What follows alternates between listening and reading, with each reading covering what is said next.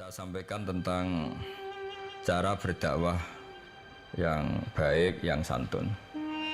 Ketika berteman orang baik, tentu itu satu kebaikan yang luar biasa, karena kita bisa nyaman dengan kebaikan itu. Tapi yang sedang belum baik, karena itu juga bangsa Indonesia, juga tetangga kita, saudara kita. Kita harus dakwah, merangkul supaya mereka jadi baik. Sehingga dengan demikian kita tidak merasa benar sendiri, tidak merasa yang paling superior, yang paling membawa amanat kebenaran. Saya tidak banyak memberi nasihat karena ini sudah menjadi perilaku bangsa Indonesia. Di antara perilakunya adalah al-kaffu anisyar, menahan diri supaya tidak merugikan orang lain. Ada sebuah hadis ketika Nabi mengatakan seseorang harus melakukan sedekah kebaikan untuk orang lain. Ada sahabat yang tanya, lalu kalau saya tidak mampu ya Rasulullah? Jawabannya Nabi, takufu syarroka anin nas fa innaha sodakotun minka ala nafsi.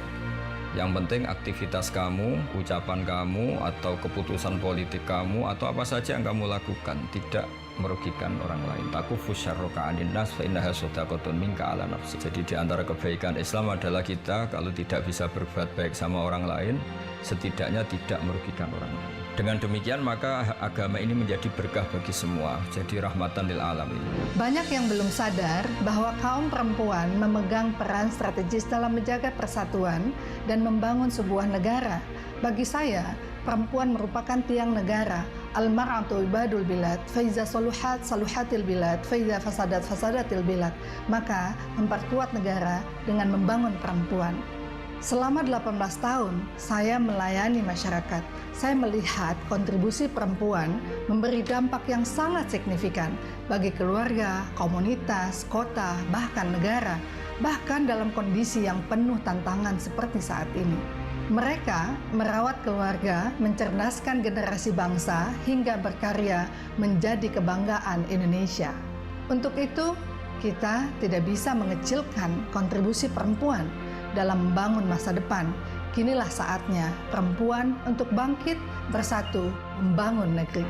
Ketimpangan sosial yang sangat kita rasakan selama ini itu membuat banyak pengangguran, banyak kemiskinan, dan daya beli masyarakat yang rendah. Apalagi di saat pandemi COVID-19 yang berkembang di Indonesia sejak bulan Maret yang lalu, membuat kita semakin khawatir, kita semakin panik karena kemiskinan semakin mendalam. Karena melihat keadaan mereka yang amat sangat memprihatinkan, saya turun ke masyarakat, berbagi di kota Solo sejak bulan Maret, dan saya saksikan, saya berinteraksi langsung dengan puluhan ribu masyarakat di kampung-kampung, di kota-kota, di berbagai provinsi di Indonesia. Ini sangat menyakitkan. Seandainya di setiap kota itu ada 100 atau 200 orang yang mau peduli berbagi seperti yang saya lakukan selama ini, insya Allah dana bansos seperti itu nggak diperlukan lagi.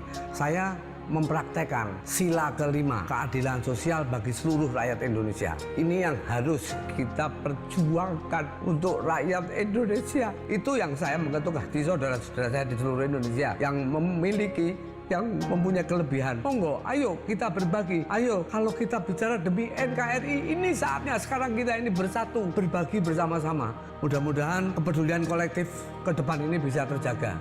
Menjaga persatuan di Indonesia membutuhkan peran pemuda di dalamnya. Indonesia itu sudah kaya dengan pemuda yang berani dan kreatif. Setiap peran dari kita merupakan aspek penting bagi usaha kolektif untuk pembangunan di Indonesia. Pada masa yang penuh tantangan ini, kontribusi kita adalah kunci untuk membuka semangat baru. Sudah menjadi kewajiban kita bagi para pemuda untuk menjadi harapan bagi Indonesia untuk bangkit dari keterpurukan. Yang mengkritik itu sudah banyak, tapi yang Indonesia butuhkan adalah para pencari solusi. Mari kita ubah kritik menjadi aksi dan sendiri menjadi kolaborasi. Peran anak muda dalam demokrasi dibutuhkan. Kritik dan karya kalian merupakan elemen penting dalam membangun bangsa.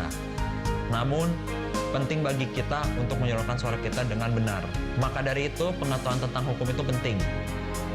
Saya yakin aspirasi kita akan didengarkan dan kita akan membawa perubahan asalkan mengikuti aturan yang berlaku. Dengan mengerti hukum, kita bisa memanfaatkan ruang yang ada untuk menyampaikan aspirasi kaum muda di masa yang modern ini. Anak muda harus melek hukum. Seperti warna dengan spektrum yang berbeda-beda, manusia tercipta dengan keragaman untuk mewarnai dunia. Tidak ada jarak dan perbedaan antara kita dan mereka. Teman-teman disabilitas sama loh dengan kita. Butuh akses ke pendidikan tinggi, lapangan pekerjaan, fasilitas, dan pelayanan publik. Namun nyatanya, menjadi masyarakat mandiri dan sejahtera masih menjadi tantangan besar bagi mereka. Aksesibilitas dan fasilitas yang belum memadai, sistem ketenagakerjaan yang belum siap mengakomodir mereka untuk bekerja, hingga stigma negatif yang masih melekat pada mereka. Selama saya berpartisipasi dalam pendidikan bagi difabel di salah satu lembaga di Bandung, saya menemui banyak sekali talenta dan potensi dalam teman-teman ini. Yang perlu kita lakukan adalah bersama-sama mengasah, mengembangkan, dan memberi mereka kesempatan untuk menjadi gemilang. Sehingga inklusivitas di Indonesia bukan hanya terucap, namun juga terwujudkan dengan akses agar mereka dapat berkarya dan mandiri, dan juga memberi bagi bangsa ini.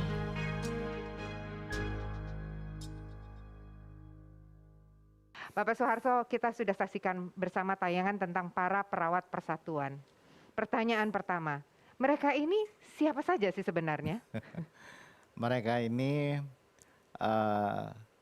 tadi kalau ada Gus Baha adalah dari keluarga besar P3. Kemudian yang lainnya itulah adalah yang masuk di dalam jajaran kepengurusan Partai Persatuan Pembangunan. Jadi kalau dilihat tadi dari 5 orang yang terakhir itu, kita lihat generasinya, ya, mulai dari Habib Mulahela itu, kemudian ada mantan wali kota yang sekarang menjadi anggota DPR Ibu Iliza, kemudian ada Nadia, dan terakhir tadi ada Yudhistira dan disusul oleh Sarah. Sebagian besar mereka perempuan paling banyak tadi kalau kita lihat hanya 2 laki-laki, dan kemudian sebagian besar orang muda. Inilah yang saya sampaikan, wajah baru Partai Persatuan Pembangunan, pengurus Partai Persatuan Pembangunan, dan mereka telah berbuat, telah melakukan sesuatu. Jadi kehadiran mereka sebagai wajah segar, darah segar bagi Partai Persatuan Pembangunan, mudah-mudahan bisa menginspirasi juga bagi para pengurus Partai Persatuan Pembangunan di mana saja, di semua tingkatan. Dan mereka telah membuktikan apa yang telah mereka kerjakan. Jadi itu pesan yang pertama kalau kita lihat dari ini.